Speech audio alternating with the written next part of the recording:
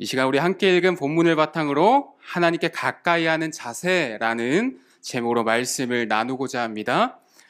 오늘날 우리는 가까움의 착각 속에 살아갈 때가 많이 있습니다. 예를 들면 어떤 것이 있을까요? 부부라고 할지라도 같은 집에 살지만 마음은 멀어질 수 있습니다. 혹시 경험하고 계신 분들 있으십니까? 네, 네. 또 자녀의 경우는 어떨까요? 매일 같은 집에 살고 매일 얼굴을 보지만 대화는 단절될 수 있습니다. 네, 마찬가지입니다. 교회는 어떨까요? 오랜 시간 신앙생활을 하고 주일 예배, 또 수요 기도회, 새벽 기도회 등을 통해 수많은 예배들을 드렸고 또 설교를 들었고 기도하고 찬양하고 또 교회에서 말하는 봉사 어떤 것들이 있죠? 예, 제가 속한 것만 얘기하겠습니다. 네, 찬양부, 미디어부, 중보기도부, 네, 이러한 것들 또 뭐 있습니까? 다음 세대 교사 등 이것저것 맡아서 감당하고 또 훈련에는 어떤 것들이 있죠? 제자훈련, 사역훈련, 또 교회 신앙 강좌는 또 어떤 것들이 있습니까? 네, 큐티 학교에 제가 하고 있습니다. 네, 큐티 학교 또 뭐 있죠? 네, 최우영 목사님 하시는 90일 성경 통독. 네, 이러한 것들이 있습니다. 이러한 것들이 있는데 이러한 것들을 우리가 끊임없이 했지만 실제 삶에 있어서는 하나님과의 거리가 가까워지지 않고 있다. 즉 하나님을 믿지만 하나님과 동행하지 않는 삶을 살아갈 때가 우리의 삶 가운데 많이 있다라는 사실입니다. 그렇다면 신앙생활의 목적이 무엇일까요? 많은 사람들은 복받기 위해 또는 응답받기 위해 고침받기 위해 문제 해결 받기 위해 신앙생활을 한다고 생각합니다. 그러나 성경은 아주 단순하게 이것을 표현하고 있습니다. 성경은 신앙의 목적을 매우 단순하게 말하는데 특별히 우리 2026년 표어가 무엇일까요? 네, 맞습니다. 하나님께 가까이함이 내게 복이라 시편 73편의 말씀이죠. 시편 기자가 고백했던 것처럼 오늘 바울도 동일한 말을 다른 방식으로 우리에게 전하고 있습니다. 그것이 무엇이냐? 항상 복종하고 두렵고 떨림으로 너희 구원을 이루라 라고 우리에게 말해주고 있습니다. 그렇다면 오늘 우리가 던져야 할 질문은 바로 이것입니다. 나는 하나님께 가까워지고 있습니까? 오늘 우리가 읽은 본문은 신앙생활의 약점 가운데 하나라고 할 수 있는 성화에 대한 오해를 잘 해소해주는 본문으로도 볼 수 있는데 성경은 우리 안에 시작된 이 귀한 구원을 이루며 살라고 우리에게 명령하고 있습니다. 구원이 우리에게 적용되었다는 사실을 나를 만나는 모든 사람이 알 수 있도록 단지 머릿속 논리와 이론과 지식에 그치는 것이 아니라 그 복된 구원이 정말 우리의 머무는 삶의 자리에서 구체적으로 경험되고 누리며 살 수 있도록 우리에게 구원을 이뤄가며 살라고 권면하고 있습니다. 우리 가운데 예수님을 따라 살기로 결정하고 하나님의 말씀대로 살고자 결심해 본 분들이 있을 것인데 이것이 얼마나 쉽지 않은 일인 것인지에 대해서도 잘 알고 계실 것입니다. 웨스턴민스터 소요리 문답 제1문에 등장하는 것처럼 무엇일까요? 사람의 제일 되는 목적이 무엇이냐라고 우리에게 질문을 던지고 있는데 세상적인 가치관에서 하나님을 영화롭게 하고 그를 영원토록 즐거워하는 것이 목표가 되었지만 그것을 실제 우리의 삶에서 살아내는 과정은 어떠냐라는 것입니다. 말씀을 듣고 우리는 결심을 단단히 합니다. 올해는 진짜 그렇게 살아야지. 내년에는 더 진짜 그렇게 살아야지. 친구와도 거리를 좀 두고 세상과도 거리 두고 즐겨보던 유튜브도 끊어내고 나를 즐겁게 해주던 모든 것들을 멀리 해보고 복음대로 살아봐야지. 이번에는 90일 성경 통독을 꼭 신청해서 하루도 빠짐없이 완수해야지. 네, 큐티 학교 듣고 큐티에 대해 잘 배워서 매일매일 놓치지 않고 큐티 잘 해내야지. 내 이웃들을 이전보다 더 사랑해 봐야지. 결심하고 나갔는데 그 결과가 어떻습니까? 아픔이 따르고 어려움이 따른다라는 것입니다. 한 번도 아닌 수없이 넘어지고 우리는 실패합니다. 변화가 아주 없는 것은 아니지만 그렇다고 변화되었다고 떳떳하게 말하기에는 부끄럽고 찜찜한 부분이 있지는 않습니까? 혹시 아직 깊은 경험하지 못하신 분이 계시다면 하나님 앞에서 진지하게 결단해 보시기를 바랍니다. 내가 아무리 시간을 쏟고 땀을 흘리고 또 도덕적으로 깨끗하게 살려고 할지라도 성경의 믿음의 선배들과 같이 능력 있는 삶을 살지 못해 실망할 때가 많을 것이고 나의 노력이나 어떠한 행위로도 구원을 얻는 것이 얼마나 불가능한 것인지를 깊이 경험할 수 있을 것입니다. 하지만 오늘 본문을 보면 하나님께서는 그저 우리를 절망 가운데 내버려 두지 않는다는 사실입니다. 이것은 구원을 얻기 위해 노력하라는 말도 아니고 구원이 취소될까봐 두려워하고 떨라는 말도 아닙니다. 우리는 이미 구원을 받았습니다. 그러나 오늘 바울의 권면처럼 날마다 구원을 이루어가고 구원을 완성해가는 삶을 살아내고 있다라는 것입니다. 그리고 때가 차면 하나님이 계시는 그곳에서 구원이 완성되었음을 확인하게 될 것입니다. 하나님이 계시는 그곳에서 하나님이 주신 구원이 얼마나 복된지를 알고 이미 받은 구원을 삶으로 이뤄가고 성취하라는 의미를 우리에게 부여하고 있습니다. 그렇다면 우리는 구체적으로 어떻게 드러낼 수 있을까요?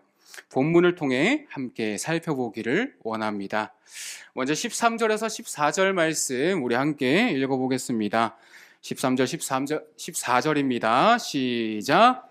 너희 안에 행하시는 이는 하나님이시니 자기의 기쁘신 뜻을 위하여 너희에게 소원을 두고 행하게 하시나니 모든 일을 원망과 시비가 없이 하라. 아멘. 13절 원문으로 보면은 앞에 무엇이 있습니까? 접속사가 숨어져 있습니다. 왜냐하면 너희 안에서 행하시는 이가 하나님이시기 때문이다 라고 우리에게 말해주고 있습니다. 이 말이 어떤 의미입니까? 여러분, 구원을 날마다 이루어가는 삶, 그리고 우리 안에 구원이 성취되고 완성되고 하는 삶은 내가 주도하는 것이 아니다 라고 우리에게 말해주고 있는 것입니다. 이전에는 내가 주도했던 삶을 살아갔지만 지금은 어떻습니까? 다르다라는 것입니다. 성령 하나님께서 우리 안에 거하시기 때문에 우리가 어떻게 옛날처럼 살아갈 수가 있으며 그 구원에 더 보태거나 뺄 수가 있겠습니까? 당시 사도 바울이 빌립보에 있을 때 온전히 순종하는 이들이 있었습니다. 하지만 바울이 떠난 이후 들려오는 소식이 무엇이었습니까? 그때와 달리 순종하지 않는다는 소식이 들려왔었습니다. 이것을 본 바울은 두렵고 떨리는 마음을 가져야 한다라고 우리에게 말해주고 있습니다. 왜 이렇게까지 말하겠습니까? 분명 예수님께서 우리가 하나님의 성전으로서 각 사람에게 거하시는 것을 믿는다면 어떻게 이런 일이 가능하겠느냐라고 우리에게 물어보고 있는 것입니다. 그것은 예수님을 믿는 게 아니지 않느냐라는 안타까운 마음으로 바울이 지금 호소하고 있는 것입니다. 마태복음 7장 17절에서 19절 말씀 우리 한번 읽어보겠습니다. 마태복음 7장 17절에서 19절입니다. 시작. 이와 같이 좋은 나무마다 아름다운 열매를 맺고 못된 나무가 나쁜 열매를 맺나니 이와 같이 좋은 나무가 나쁜 열매를 맺을 수 없고 못된 나무가 아름다운 열매를 맺을 수 없느니라. 아름다운 열매를 맺지 아니하는 나무마다 찍혀 불에 던져지느니라. 아멘. 예수님께서는 열매를 보고 나무를 알 수 있으시 사람도 동일하다라고 우리에게 말씀해 주고 있습니다. 우리가 정말 구원받은 사람이라면 구원받은 사람의 삶의 열매가 나오게 되어 있는데 우리가 정말 구원받은 사람인지 아닌지 우리의 삶을 보면 아는데 교회에 있을 때의 말과 행동을 보고 아는 것이 아니라 우리의 일상생활에서의 삶, 즉 가정과 또 뭐가 있습니까? 직장과 또 학교와 사회로 돌아가서 사는 삶을 보고 알 수 있다라는 겁니다. 예수님이 정말 내 삶 가운데 계심을 믿는다면 교회에 있을 때에나 가정에 있을 때에나 사회에 있을 때에나 어떤 차이가 있겠습니까? 예수님 보는 앞에서 환경이 달라질지라도 내 말과 행동이 달라질 수는 없다라는 것입니다. 예수님을 믿고 성도가 된다는 것은 무슨 의미일까요?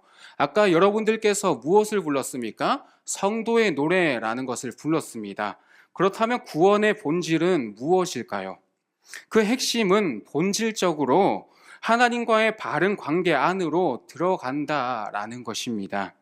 즉 하나님을 아버지로 믿는 인격적인 관계, 하나님을 바르게 알고 사랑하고 섬기고 찾고 의지하는 삶으로 변하게 되어 있다라는 사실입니다. 단지 내가 필요할 때만 찾는 아저씨가 아니고요. 요술램프의 지니와 같은 관계가 아니라는 것입니다. 14절 말씀 우리 한번 읽어보겠습니다. 14절 말씀입니다. 시작. 모든 일을 원망과 시비가 없이 하라. 아멘. 무슨 일이든지 불평과 시비를 하지 말라고 우리에게 말해주고 있습니다. 이런 말을 했다는 것은 빌립보 교회 안에 무엇이 있었습니까? 불평과 시비가 있었다라는 의미와도 같습니다. 그 부분을 바울은 안타까워했습니다. 이것을 왜 안타까워했을까요? 앞선 내용과 연결되는데 예수님께서 우리와 함께 계신다는 사실을 믿는다면 어떻게 성도 사이에 불평과 시비가 있을 수 있겠느냐라는 것입니다.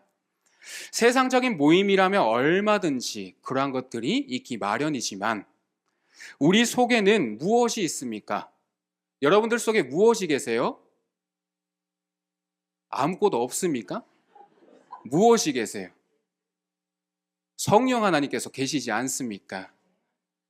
네, 없는 것 같은데요? 네, 예수님이 계십니다. 불평과 원망은 간단한 문제가 아니라는 것입니다. 아주 오랜 역사를 지니고 있는데요. 언제부터 있었을까요? 예, 맞습니다. 예, 이스라엘 백성들이 출애굽한 이후에 어디 갔습니까? 광야로 나아갔습니다. 하나님을 온전히 신뢰하지 못했던 이스라엘 백성들 마음에는 무엇이 있었습니까? 불신앙이 있었습니다. 네, 원망과 시비가 나타났던 것입니다.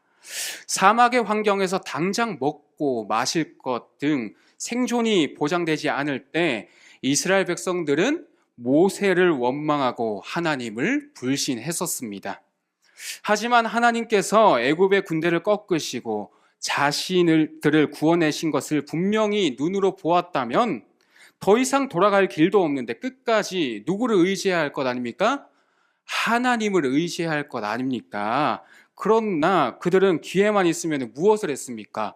원망과 불평과 시비와 불신이 있었다라는 것입니다. 왜 그렇습니까? 하나님께서 함께 하신다는 사실을 깊이 신뢰하지 못했기 때문입니다. 그렇다면 하나님은 왜 그들을 광야로 보내며 고되게 훈련시키셨을까요? 눈을 열게 하시기 위함이었습니다. 즉 이스라엘 백성들이 자신의 힘으로 사는 것이 아니라 영혼이 연단되어서 하늘에 속한 신령한 것들을 사모하는 하늘 백성이 되도록 하시기 위함이었다라는 것입니다. 하나님은 단지 우리를 자신의 목적을 달성하기 위해 부르신 것이라고 생각한다면 아주 큰 착각입니다. 하나님께서 우리를 부르신 것은 이 자리에 있는 한 사람 한 사람의 여러분들을 부르신 것은 그 누구보다 더 가치 있고 보배롭고 존귀하게 변화시키고자 부르셨다라는 사실을 기억하시기를 소망합니다. 그럼에도 불구하고 우리가 가는 길에는 끝없이 시비하는 마음, 하나님을 향해 불평하고 원망하는 마음이 생겨나기 마련입니다. 하지만 하나님께서는 불평하면 혹시라도 잘못될까봐 하나님을 향해 우리는 쉽게 직접 불만과 불평을 쏟아내지 못합니다.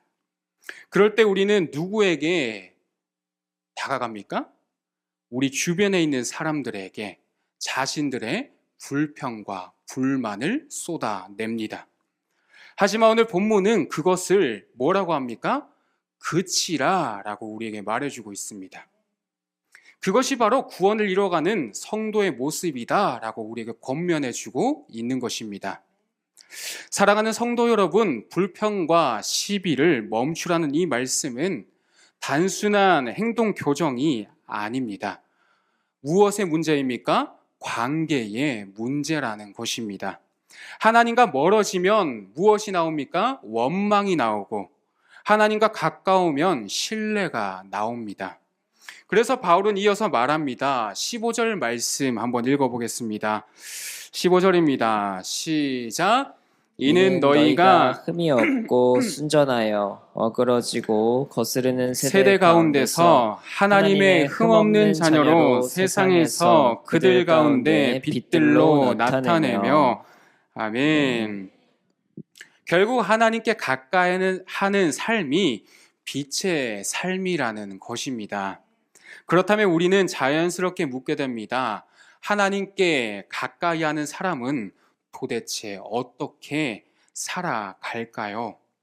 첫 번째는 하나님께 가까이 하는 사람은 내면을 다스리는 사람입니다. 15절에서 흠이 없고 순전하여 라고 말하고 있습니다. 이 말씀을 들으면 우리는 쉽게 도덕적인 완전함을 떠올릴 때가 있습니다. 그러나 성경이 말하는 흠 없음은 완벽함이 아니라 방향성에 대해서 우리에게 말해주고 있는 것입니다. 하나님을 향해 살아가는 방향이 분명한 삶을 말하고 있습니다. 그런데 이 방향성은 외적인 행동에서 시작되는 것이 아니라 내면에서부터 시작된다라는 것입니다. 사람은 밖에서 무너지지 않습니다. 어디서 무너집니까? 마음에서 무너지는 것입니다. 겉으로는 웃고 있지만 마음속으로는 서운함이 쌓여 있고, 겉으로는 섬기고 있지만 마음에는 비교가 있고, 겉으로는 신앙생활하고 있지만 마음에는 불평이 있을 수 있습니다. 그리고 그 내면이 결국 삶으로 흘러나오게 되는 것이죠. 그래서 하나님께 가까이 하는 사람은 먼저 무엇을 돌이킵니까? 마음을 돌이킨다라는 겁니다. 잠언 말씀처럼 모든 지킬 만한 것 중에 더욱 무엇을 지키라? 내 마음을 지키라 라고 우리에게 말하고 있습니다. 마음이 삶의 방향을 결정해 주기 때문입니다. 우리는 종종 환경을 바꾸려고 합니다. 사람을 바꾸려고 합니다. 조건을 바꾸려고 합니다. 그러나 하나님께서는 먼저 마음을 보시는 분이십니다. 왜냐하면 하나님과의 거리는 공간이 아니라 마음의 거리의 문제이기 때문입니다. 하나님께 가까이 하는 사람은 환경이 어려워도 하나님을 향한 마음을 지키고자 합니다. 상황이 마음을 지배하게 두지 않고 하나님이 마음의 중심에 계시도록 하는 것입니다. 그래서 가까운 사람이 평안합니다. 가까운 사람은 안정되어 있습니다. 가까운 사람은 쉽게 흔들리지 않습니다. 왜냐하면 마음의 중심이 하나님께 있기 때문입니다. 사랑하는 성도 여러분, 하나님께 가까이 하는 첫 번째 자세는 거창한 행동이 아닙니다. 하루에도 여러 번 마음을 하나님 앞에 가져가는 것입니다. 내 안에 원망이 있습니까? 비교가 있습니까? 두려움이 있습니까? 그 마음 하나님 앞에 가져가시길 소망합니다. 그것이 내면을 다스리는 삶이며 하나님께 가까이 하는 삶임을 믿으시기를 소망합니다. 두 번째는 하나님께 가까이 하는 사람은 빛으로 살아갑니다. 15절 이하에서 바울은 빛들로 나타내며 라고 말하고 있습니다. 성도는 무엇입니까? 빛입니다. 빛이 되어야 하는 존재가 아니라 이미 빛으로 부름받은 존재라는 것입니다. 그러나 중요한 것은 빛은 의식한다고 나오는 것이 아니라 가까이 갈 때 나온다는 사실입니다. 빛은 태양에 가까울수록 밝은 것과 같이 성도는 하나님께 가까울 때 빛나는 줄 믿습니다. 그래서 하나님께 가까이 하는 사람의 삶에는 자연스럽게 세상과는 다른 빛이 나타나게 됩니다. 어떤 빛일까요? 그 사람을 보면 말이 다릅니다. 반응이 다릅니다. 분위기가 다릅니다. 특별한 말을 하지 않아도 안정감이 있습니다. 무언가 설명할 수 없는 평안함이 있습니다. 그것이 바로 빛입니다. 어떤 빛을 받은 것입니까? 예수의 빛임을 기억하시기를 소망합니다. 우리는 빛을 거창하게 생각할 때가 있습니다. 어떻게요? 큰 사역, 어떤 큰 영향력, 큰 헌신을 끼치는 사람을 떠올리게 됩니다. 그러나 성경이 말하는 빛은 매우 일상적인 곳입니다.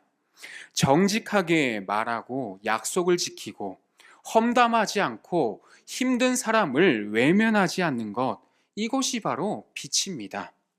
그리고 이런 빛은 노력으로 만들어지는 것이 아니라 어떻게 만들어진다고 했습니까? 하나님과의 관계 속에서 흘러나온다라는 것입니다. 그래서 빛이 되려고 애쓰지 마시고 하나님께 가까이 나아가시기를 소망합니다.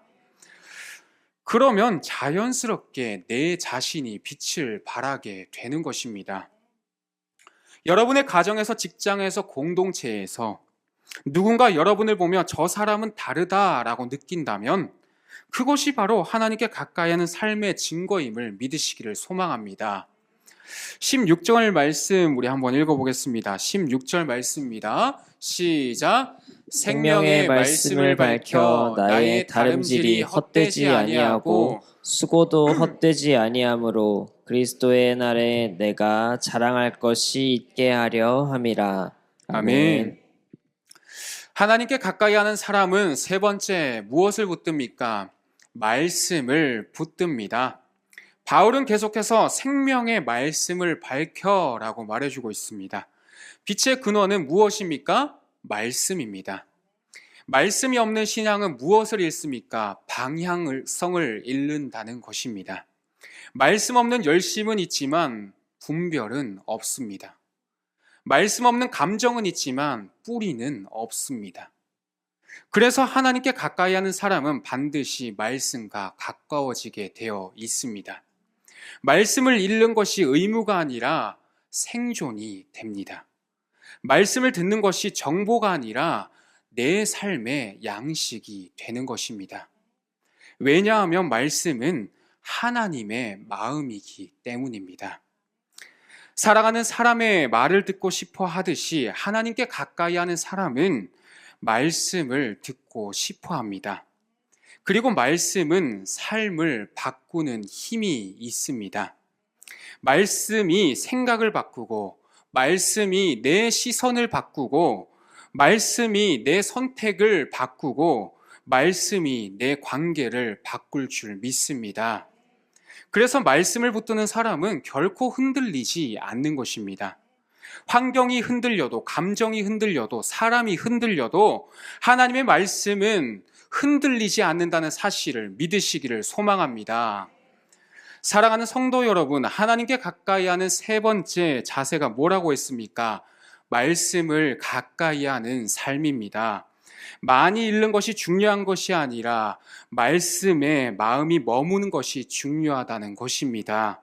오늘 한 구절이라도 마음에 담으시고 그 말씀을 종일 붙드시기를 소망합니다. 그것이 하나님께 가까이 하는 삶임을 기억하시기를 소망합니다. 끝으로 17절에서 18절 말씀입니다. 우리 함께 읽어보겠습니다. 시작. 만일 너희 믿음의 재물과 섬김 위에 내가 나를 전제로 드릴지라도 나는 기뻐하고 너희 무리와 함께 기뻐하리니 이와 같이 너희도 기뻐하고 나와 함께 기뻐하라. 아멘. 자, 네 번째 끝으로 하나님께 가까이 하는 사람은 무엇으로 드립니까? 기쁨으로 드리는 사람입니다. 바울은 마지막으로 자신의 이야기를 하고 있습니다. 내가 전제로 드려질지라도 기뻐한다. 전제는 재물 위에 부어지는 포도주입니다. 즉 바울은 자신의 삶이 드려지는 삶이라고 우리에게 말해주고 있습니다. 그런데 놀라운 것은 기쁨입니다. 헌신이 있는데 기쁨이 없는 경우가 있고 봉사는 있는데 기쁨이 없는 경우가 있고 섬김은 있는데 기쁨이 없는 경우가 있습니다. 그 이유가 무엇입니까? 내 자신부터 하나님과 멀어져 있기 때문이라는 것입니다. 하나님을 사랑하면 무엇을 드리든지 내 마음 가운데에 기쁨이 넘칩니다. 바울은 감옥에 있으면서도 무엇을 말하고 있습니까? 기쁨을 말하고 있습니다. 왜입니까? 그는 하나님과 가까운 삶을 살고 있었기 때문입니다. 그래서 하나님께 가까이 하는 사람의 특징은 무엇입니까? 기쁨입니다. 환경의 기쁨이 아니라 성과의 기쁨이 아니라 하나님과의 관계에서 오는 기쁨이 충만했던 것입니다. 하나님이 나와 함께 계신다는 사실 그것 자체로도 기쁨이 넘쳐났습니다. 그리고 이 기쁨이 내 삶을 하나님을 위한 일에 드리게 만드는 것입니다. 시간을 드리고 내 물질을 드리고 내 마음을 드리고 심지어 무엇을 드립니까? 내 삶 전체를 하나님께 드리게 되는 것입니다. 억지로가 아니라 무엇으로요? 기쁨으로 드리게 되는 것입니다. 사랑하는 성도 여러분, 하나님께 가까이 하는 마지막 자세가 무엇이라고요?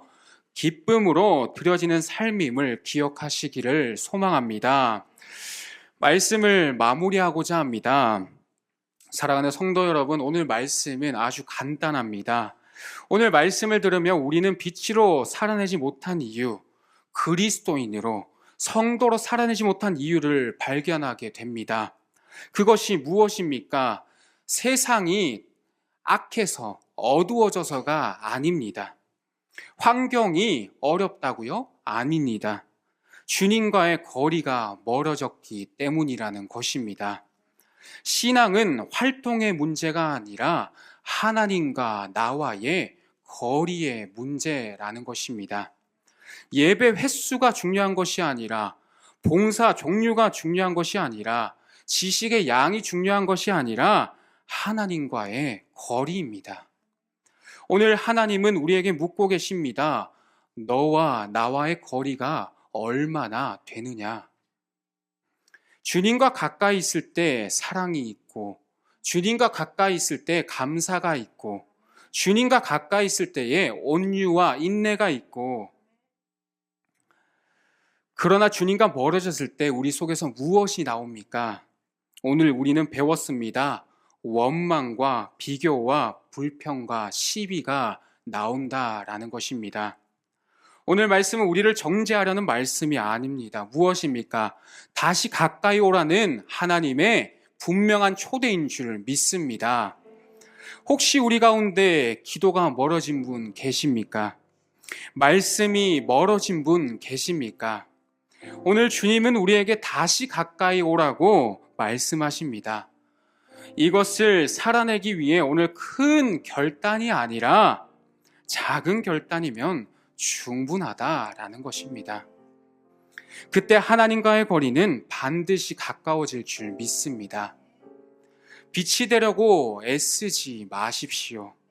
그 대신 빛이신 주님 곁에 머무는 삶을 살아갈 때 자연스럽게 우리도 빛이 될 줄 믿습니다. 이것이 바로 복된 삶임을 기억하며 날마다 하나님께 더 가까이 나아가는 우리 성도님들 다 되기를 간절히 소망합니다.